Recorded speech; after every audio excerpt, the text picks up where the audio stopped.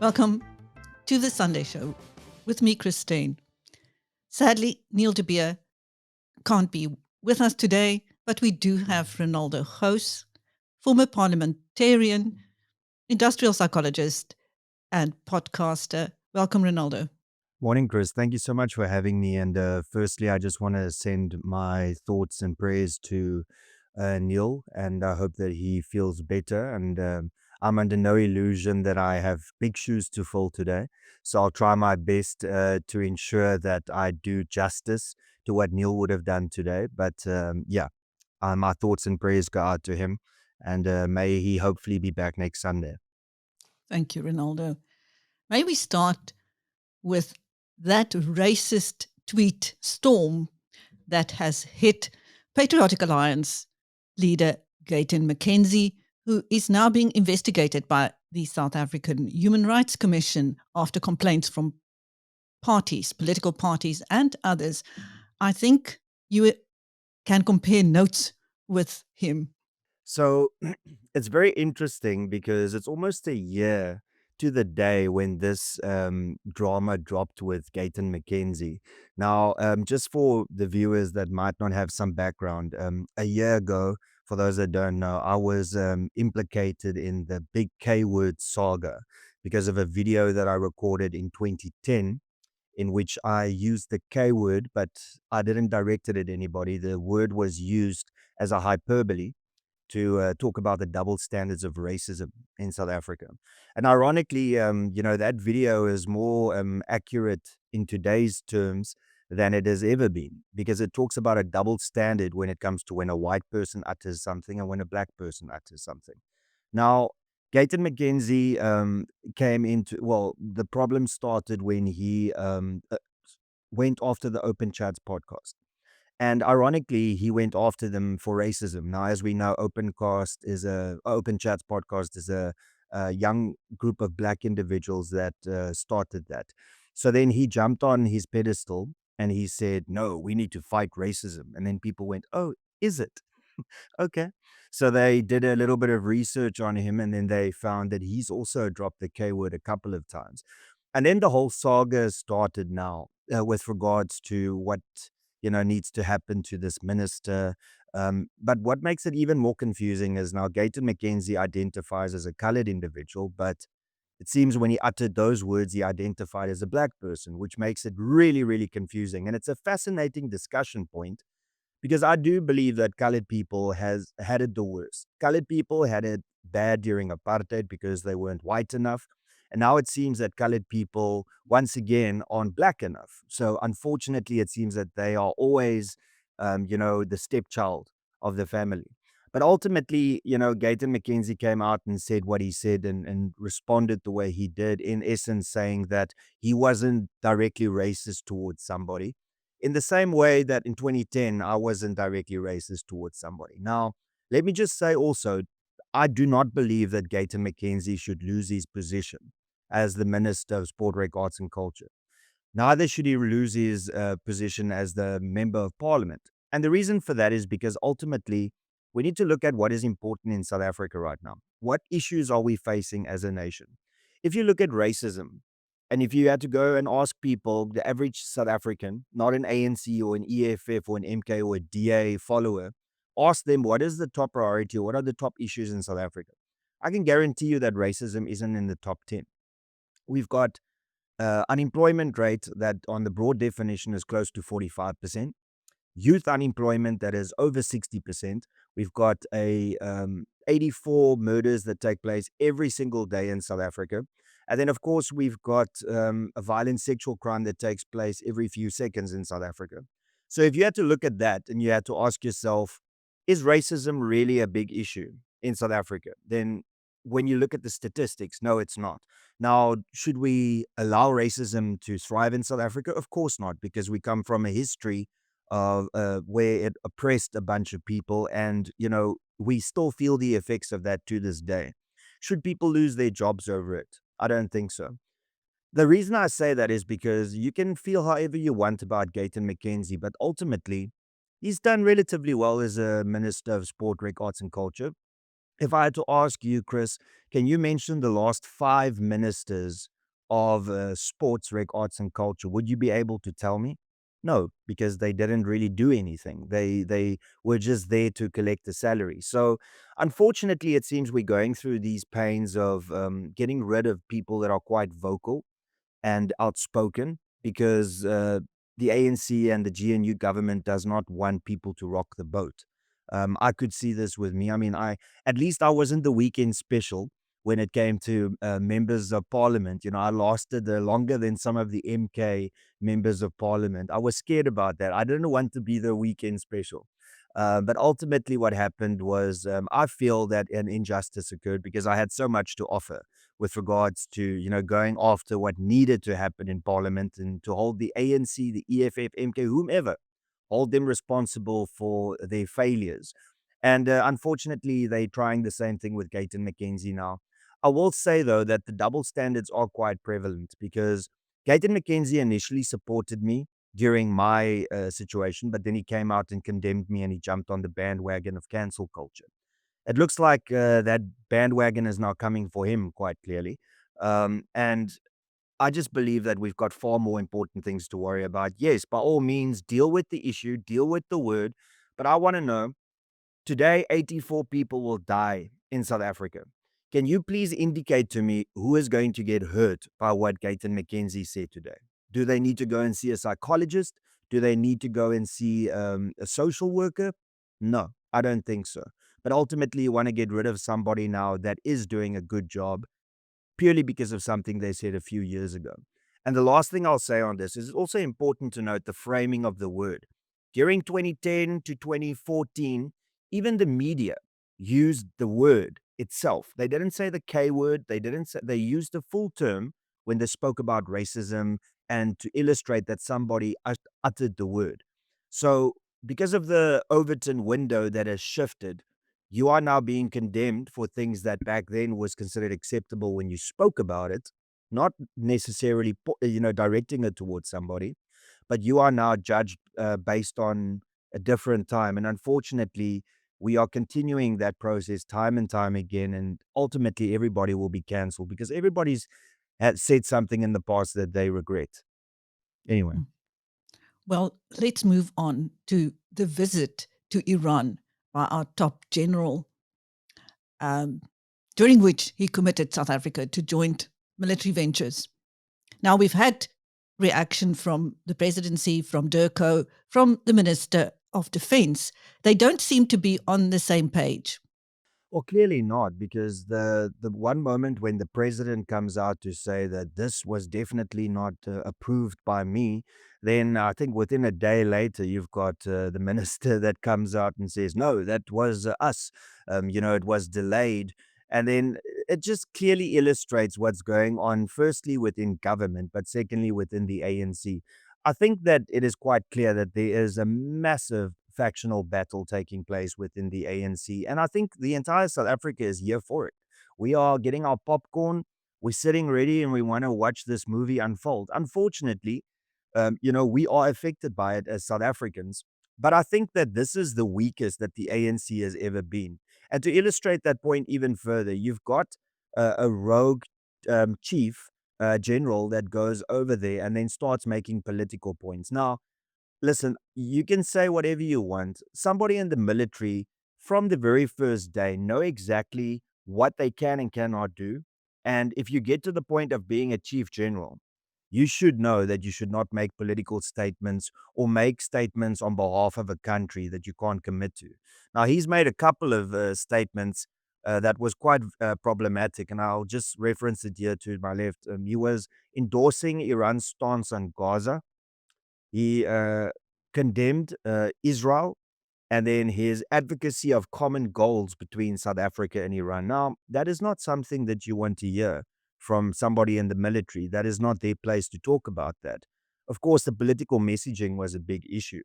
But what it illustrates is that the left hand doesn't know what the right hand is doing. And this just reinforces, belief that Cyril Ramaphosa is the weakest president that we've had in this country. And that is quite a statement because I remember the end days of Jacob Zuma when people actually united, when the national dialogue was actually working, when everybody was talking and saying, yes, we need to get rid of Jacob Zuma. Now, I'm pretty sure that when we eventually got rid of Jacob Zuma, we thought, okay, we now got rid of the worst that the ANC has to offer. Unfortunately, that was not the case because clearly we got Cyril Ramaphosa, which I think people had a false sense of trust in because he was wealthy, because he was well spoken, and you could see him being there from the days of Nelson Mandela because he was famously involved quite heavily with that whole process. And even when Mandela gave his very famous speech, the person that held the microphone for Nelson Mandela was Cyril Ramaphosa. He was standing there like a microphone holder. So you would think that, okay, that would have rubbed off on Cyril Ramaphosa. He would have got some greatness from Thabo Mbeki and from Nelson Mandela. Unfortunately, not.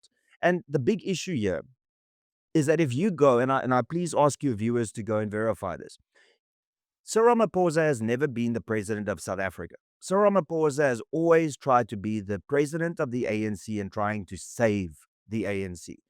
You can verify that by going to his social media. Go on X and look at his description. It says, President of the ANC. Then he says, President of South Africa. Now, please tell me what president in the world firstly say that they're the president of their political party and then secondly say that they're president of the country. That shows his priorities. And unfortunately, when you put the ANC first consistently, then what has happened with this saga is exactly what's going to continuously happen. And that is why, at the moment, you've got a minister that is contradicting what the president is saying because his attention is on the ANC and trying to fix the ANC because of the MK threat, the Mkhwanazi threat, instead of looking at our relationships that we should build around the world. Well, what did you make of the scenes at the National Convention in preparation for the national dialogue? Yeah, I think that it is a perfect illustration of what is actually going on in South Africa. People shouting over one another. We don't know the rules of engagement. People that want to be heard but that aren't heard. And then of course you've got Cyril Ramaphosa that comes out and makes the most outlandish statements. You know, it's a perfect example of why we need the dialogue, but we need the dialogue without the ANC. The ANC is the reason that in 2025, South Africa is where it is right now. Now, I've always had the saying that we need to start asking ourselves, where does the legacy of apartheid end and where does the failure by the ANC government begin? That is a conversation that we have not had because at the moment, the ANC has got this golden goose called apartheid that will always lay eggs for it because whenever they do something wrong, they can point back and say it's apartheid. It's apartheid. Now, sometimes it doesn't work, and then they have to go back to Jan van Riebeeck and they have to go back to colonization. But ultimately, you have to ask yourselves with the advent of modern technology, the internet in the early 90s, so much more could have been achieved under the last 31 years with the ANC government compared to the years of apartheid. So, with modern technology, the 31 years that the ANC has had is equivalent, if not more, than the amount of years that South Africa was under apartheid law. Now, he comes out at the national dialogue and then he starts talking about why so many black people are still impoverished and why so many white people are wealthy. Now, what I want to ask is, why don't you answer us? Why don't you give us the answer? Because you are ultimately the person that has been in charge, and your political party has been the ones that have been in charge for the last 31 years. In 2025, more people are unemployed now than during the height of apartheid. More people are being killed now than during the peak of apartheid. So ultimately, and this is definitely not me promoting or talking positively about apartheid. Apartheid was an atrocious system, and the fact that you, as a government in a democracy, are still doing worse than an atrocious apartheid system, that tells you how terribly you are doing. But we all knew from the get-go that the national dialogue is taking place 1 year before an election. Why? Why suddenly does the ANC now, 1 year before an election, want to have a national dialogue? Well, I'll tell you, Chris. I'll tell you, Chris, why they want that to happen. The reason they want that to happen is because they want to promote the ANC. Because what you are going to find at these national dialogues is you're going to find a lot of people being bussed in.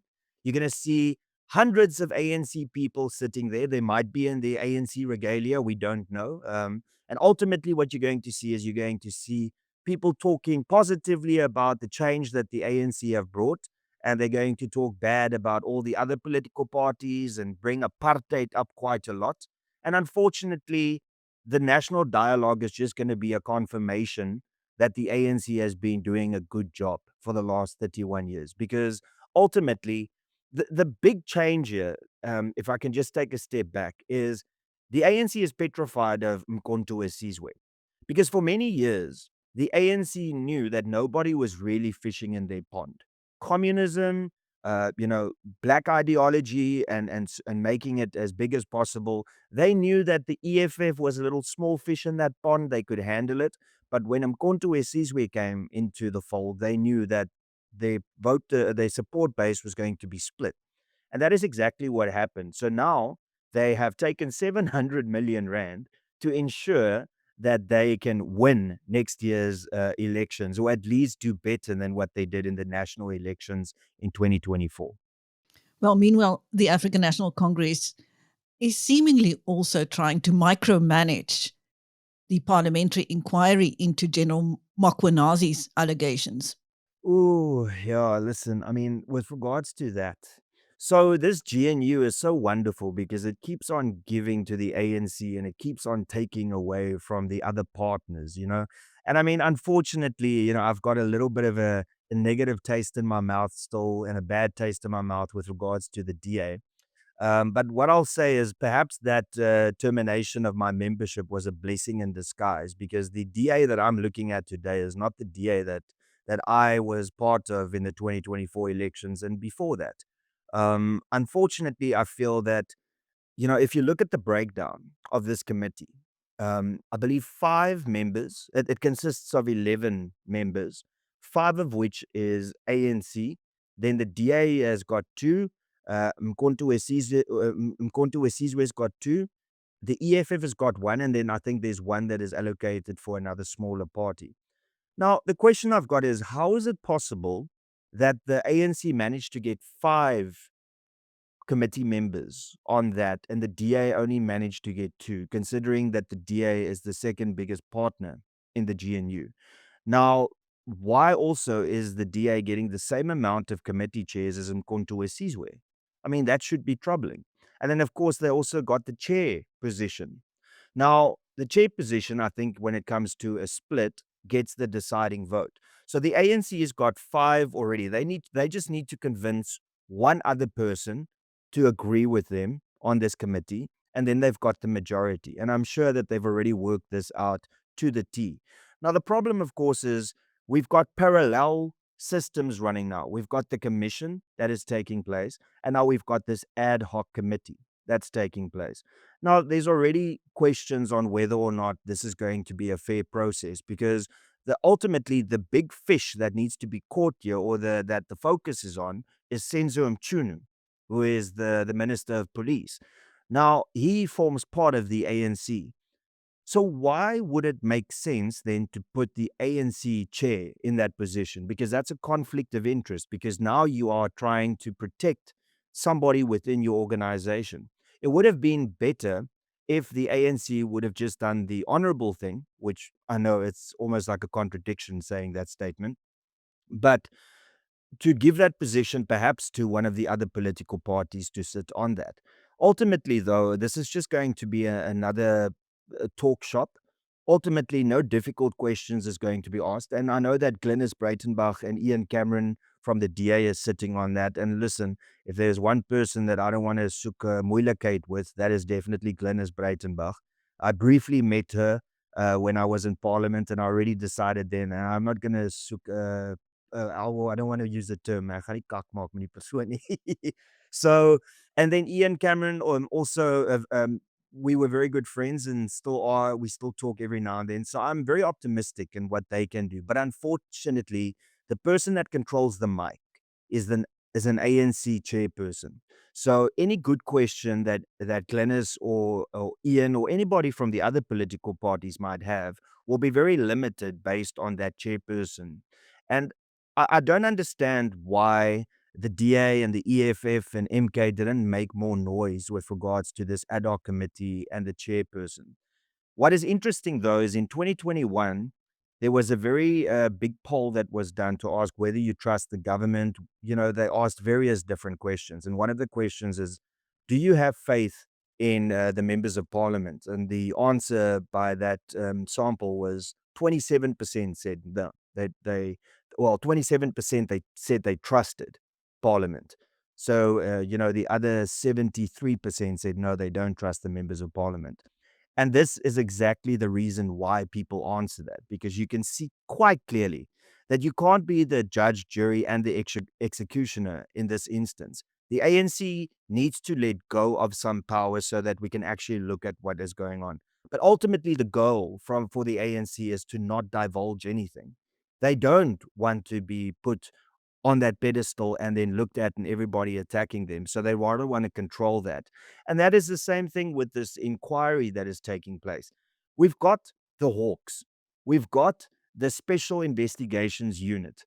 Why did we not immediately go after these allegations to get the information, to go after and interview the people that is involved? Why did we give these individuals time to go back and regroup, get rid of the information, and ultimately wash their hands, and then millions upon millions, if not billions of rands will be wasted with this commission? And the same with the ad hoc committee. The question is, why is there an ad hoc committee? That already tells you that people aren't trusting the commission right before it started. So, also, what happens if the ad hoc committee has a different finding than the commission? It's just going to cause more confusion. So, ultimately, what we are going to end up with is a report that a lot of people aren't going to trust or believe because of the lack of process that should have been followed, which was go after these individuals immediately. Because now intimidation can happen, SMSs and WhatsApps can go missing, phones can end up at the bottoms of the river, and then what? Ultimately, we're ending up here with the same questions and still no answers to it. Ronaldo, lastly, if you could summarize the last week in South African politics. The one thing that I love about South Africa is that that we always will have something to talk about when it comes to politics, because politics in South Africa is like Hollywood. The Americans have got their Hollywood and the gossip with the stars. In South Africa, we've got our gossip about our politicians. I think it has been a really interesting week for South Africa when it comes to politics. I think that if you can sense the vibe from people, you can see a lot of people are uniting on social media, especially, and that's the best barometer of how South Africa is feeling, is by looking at what is happening on social media. And people are hurtful of the ANC, and people are even hurtful of the GNU, because at the moment South Africa does not have an actual opposition in parliament. Our opposition is Mkhonto Sizwe. Now, that should scare you.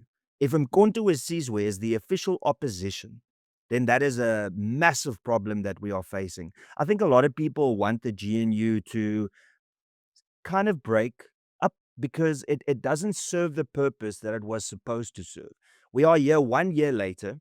The GNU has not achieved any of the goals. Yes, okay, you can get your passport faster, you can get your driver's license faster, you can get your ID faster. That is the positives of this GNU government. Unfortunately, more unemployment, more corruption, and just more issues that South Africa doesn't have to face on a day-to-day basis, but yet here we are.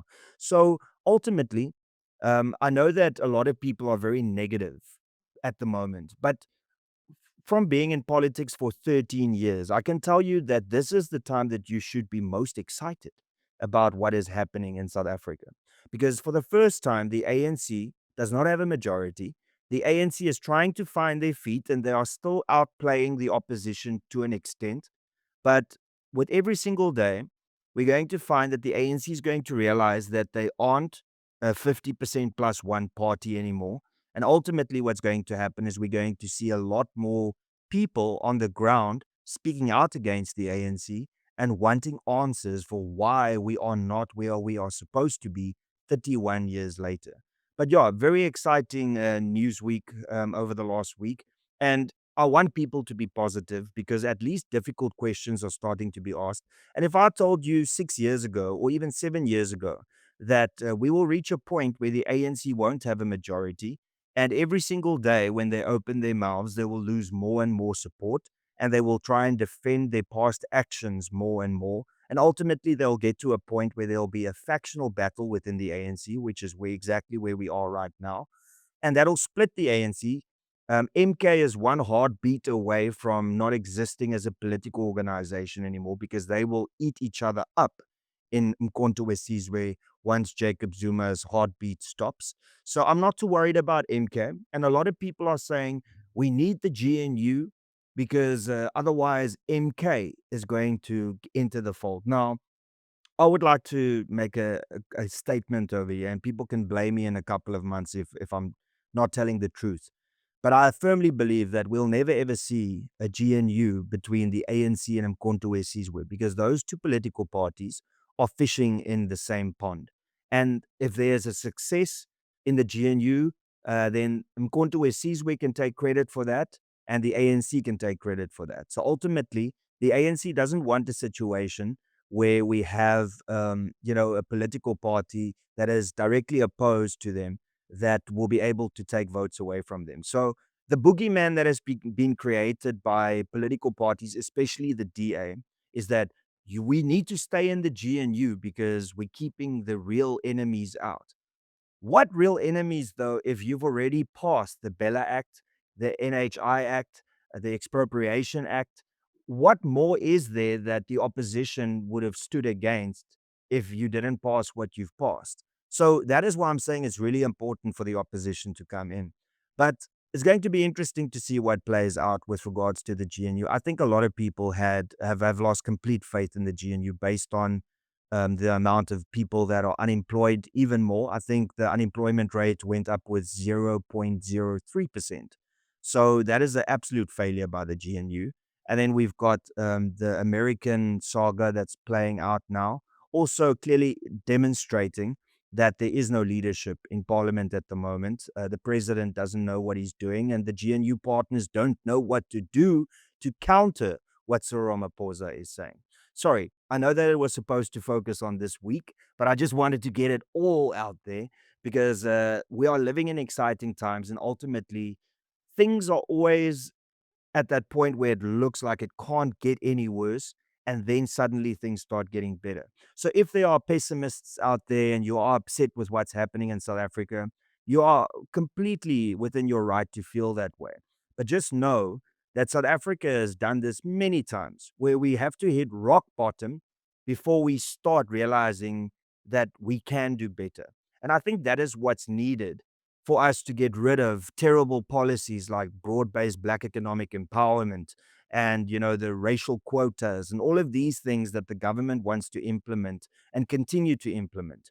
So ultimately, let's see what happens, but every week is an exciting week when it comes to talking about politics in South Africa.